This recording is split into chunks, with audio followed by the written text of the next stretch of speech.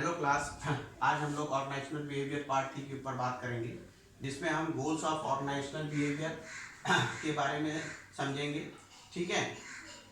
अब देखिए, goals of organisation behaviour के ऊपर बात करें तो जो गोल्स हैं वो सबसे पहले जो गोल्स के ऊपर जो बात कर रहे हैं, ये 4 मेन गोल हैं। सबसे पहला डिस्क्राइब पीपुल बिहेवियर, मतलब लोगों का जो बिहेवियर है पीपुल का, उसके बारे में बात करें। मतलब कैसे वो कम्युनिकेशन करते हैं और कैसे वो चीज़ों को समझते हैं, ये चीज़। फिर variety of condition, her condition में लोगों का बिहेवियर अलग अलग होता है।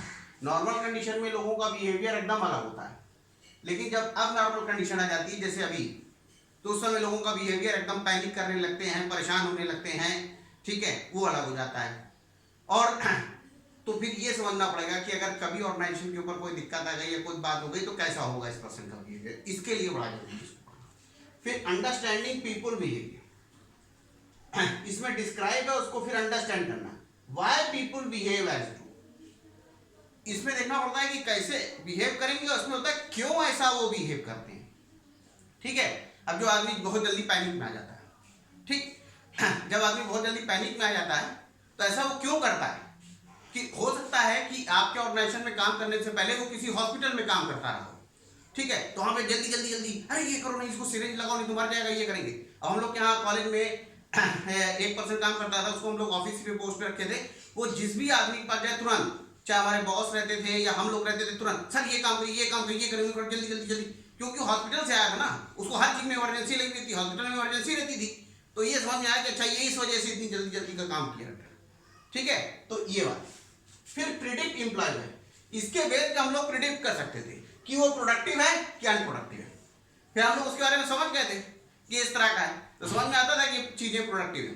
प्रोडक्टिव मतलब जिसका ऑर्गेनाइजेशन के लिए हमारे यूज हो पाएगा, या उसके उस बिहेवियर से हमको नुकसान होना शुरू हो जाएगा, तो ये चीज है। ठीक है, फिर उसी के बेस पे हम लोग ह्यूमन एक्टिविटीज को कंट्रोल कर लेते हैं। तो ये 4 चीज गोल्स ऑफ ऑर्गेनाइजेशनल बिहेवियर है, और ये 4 चीजों को समझने में हमको हेल्प करता है। नेक्स्ट हम लोग बात करते हैं फंडामेंटल कॉन्सेप्ट ऑफ होगी। अगर हम फंडामेंटल कॉन्सेप्ट चलेंगे ऑर्गेनाइजेशनल बिहेवियर का, तो वाई सो, ये आंसर ये सारी चीजों के लिए क्यों है, and it revolve around nature of people and organisation.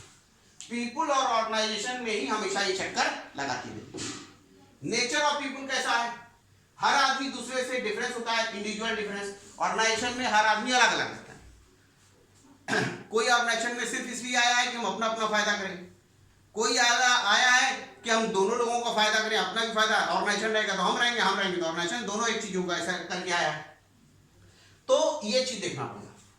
Management can motivate employ best by treating differently. सब धान बाईस पसेरी का काम नहीं है। ठीक है, सब लोगों के साथ एक तरह का ट्रीटमेंट आप कभी नहीं कर सकते, और करते हैं तो फिर गड़बड़। ठीक है, क्यों? क्योंकि हर आदमी का नेचर और सिस्टम अलग होता है, तो उनको उस हिसाब, इक्विटी वाली बात सही है कि हाँ सबके साथ समान व्यवहार। जैसे एक अगर मान लीजिए 2 सुपरवाइजर, तो दोनों को पेमेंट एक सही है। ठीक है, दोनों को और सहूलियत एक तरह से मिलना है, लेकिन बिहेवियर जिस हिसाब से हो उस हिसाब से उस पर्सन को ट्रीट करना चाहिए। मेरा कहने का मतलब ये है। ठीक है, फिर आगे हम बात करते हैं प्रिस्क्रिप्शन। लोगों का नजरिया अलग अलग होता है चीजों को देखने का। ठीक है, कुछ लोग कोरोना में ये देख रहे हैं, अरे बाप रे बाप, सब परेशानी है, समस्या है, कुछ सभी के लिए, ऐसा नहीं कि सिर्फ उन्हीं के लिए, लेकिन कुछ लोग उसी में अपॉर्चुनिटी खोज रहे हैं। मैं ये समय में 3 महीना 6 महीना जो हमको समय मिला है, इसमें मैं अच्छा से अच्छा और क्या कर सकता हूं, इसके ऊपर पूरी ताकत लगा दिया हम लोगों ने। ठीक है, अब ये 6 महीना या साल भर बाद जब भी कोरोना खत्म होगा, तब वो एकदम लेजेंडरी बन के उभरेंगे। ठीक है, और वो लोग जो सिर्फ उसी में उलझे रह गए, उनके साथ चीजें तो वही है कि सिचुएशन के हिसाब से अलग। वही जैसे हमने आपको पहले नोटबंदी में बताया था, नोटबंदी में आगे परेशान आ रहे, ये नोट नहीं मिले, ये नहीं, पेटीएम देखिए उसमें निकाल लेंगे, तो ऐसे ही है। ठीक है, फिर मोटिवेशन टू एम्प्लॉय, जब आप ये चीज समझ लीजिएगा, उसी के बेस पे आप मोटिवेट भी कर सकते हैं अपने एम्प्लॉयज को। ठीक है, फिर होल पर्सन को लेके चलेगा। ठीक है, होल पर्सन मतलब when an individual is hired in an organization, his like, dislike, social background are also hired। मतलब अगर आप किसी ऑर्गेनाइजेशन में किसी को हायर करते हैं, तो इसका मतलब ये नहीं कि सिर्फ उस पर्सन को आपने हायर कर लिया, हमने किसी को रखा, तो इसका मतलब ये नहीं वो जहां से काम करके आया है, उसके लाइक क्या है, डिसलाइक क्या है, वो किस कम्युनिटी से आया है, ये सबको भी देखना पड़ता है। इसीलिए रिक्रूटमेंट एंड सिलेक्शन का जो काम है बड़ा टिपिकल काम होता है बड़ी बड़ी कंपनीज में, ठीक है। एक एक चीज को वो एनालाइज करते हैं कि इसकी आदतें कैसी हैं, स्मोकर है, नॉन स्मोकर है, इसका फैमिली बैकग्राउंड क्या है, इसके ऊपर कितनी जिम्मेदारी है, सब चीजों को देखा जाता है। फिर कॉज बिहेवियर। कॉज बिहेवियर मतलब होता है क्यों बिहेवियर किस टाइप का शो कर रहा है। नॉर्मल बिहेवियर है सर्टेन कॉजेस। अगर किसी पर्सन का नॉर्मल कोई भी बिहेवियर होगा उसके भी सर्टेन कॉजेस होंगे, ठीक है। अब कोई आदमी बार बार कोई चीज कहने का आदी है, क्यों कहने का आदी है, क्योंकि वो जहां पे पहले काम करता था एक बार कहे जाने को उसकी बात सुनी नहीं जाती थी, तो इसलिए वो बार बार कहने का आदी है उस चीज को, ठीक है। और दूसरी जगह पहुंचा तो वहां बार बार आप टोके क्या बार बार तुम कह रहे हो, एक ही बार कहना चाहिए। तो ये है उसके पीछे कॉज बिहेवियर, ठीक है। फिर है desire for involvement. Desirement for involvement मतलब देखिए सबको साथ, जैसे अगर आपने कभी देवी जगहों में गए हो तो बोला तालियां हो जाइए, ताली हो जाइए, जयकारा लगाइए, ठीक है। तो क्यों, क्योंकि इन्वॉल्व करते हैं। अब देखिए जो लोग अच्छे यूट्यूबर हैं और लोग हैं वो बोलते हैं, हमेशा ये बोलते रहते हैं कमेंट बॉक्स में लिख के बताइए इसके बारे में आपकी क्या राय है, इसके ऊपर कमेंट बॉक्स में लिख के बताइए। तो वो इन्वॉल्व कर रहे हैं पब्लिक को अपने साथ, ठीक है। Perform a task, role expectation, क्या किसी पर्सन से रोल की एक्सपेक्टेशन है, और चैलेंजिंग सिचुएशन क्या क्या रखिएगा, तो उसमें लोगों को मजा आता है। नॉर्मल काम कई लोगों को काम करने में मजा नहीं आता, ठीक है।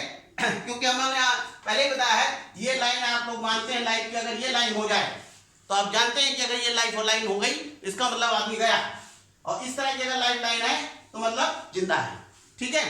अब इसके आगे चलते हैं। Human dignity, people want to be treated with respect and dignity. हर आदमी रिस्पेक्ट चाहता है। अगर आप किसी से रिस्पेक्ट के साथ बिहेव करेंगे वो आपके लिए वो कर जाएगा जो आप पैसा देके उससे शायद ना करवा पाए, ठीक है। अगर कोई आदमी झाड़ू लगा रहा है आपके यहाँ, गली में लगा रहा है, इधर साफ करो, मजबूरी या किसी आपकी दबंगई तब तो बात अलग है, नहीं तो वो नहीं लगाएगा, चला जाएगा, सोचो भाई थोड़ा इधर भी, बस वही फर्क है, ठीक है। क्योंकि उसको हमने रिस्पेक्ट और डिग्निटी के साथ ट्रीट किया। फिर है nature of organisation behaviour, nature of organisation, इस पे हमने बात किया था ना, तो ये इसमें नेचर के ऊपर भी बात कर लेते हैं, ठीक है। जैसे नेचर के ऊपर कैसे बात करें, देखा ना, nature of people and nature of organisation. तो नेचर ऑफ ऑर्गेनाइजेशन के ऊपर बात करें, organisation is a social system, हम लोग सोसाइटी में रहते हैं, ठीक है। तो ऑर्गेनाइजेशन भी एक सोशल सिस्टम है, सबको लेकर चलने हैं। Mutuality of interest, mutuality of interest मतलब है organisation need people and people need organisation को लोगों की जरूरत है और लोगों को ऑर्गेनाइजेशन की जरूरत है, बिना एक दूसरे के ये चलने वाला नहीं। और एथिक्स, सबसे बड़ी इंपॉर्टेंट बात है, एथिक्स का बहुत ध्यान रखना है। To retain employees equal treatment is necessary, ठीक है। इक्वल, अगर आप किसी जगह पे एम्प्लॉइज को रोके रखना चाहते हैं बहुत देर तक, ठीक है, तो सबके साथ इक्वल ट्रीटमेंट करना पड़ेगा, एथिक्स को ध्यान रखना पड़ेगा, ठीक है। तो अब आप इसको थोड़ा सा देख लीजिए और इससे रिलेटेड नोट्स सब आपको मिलते रहेंगे। Okay, thank you.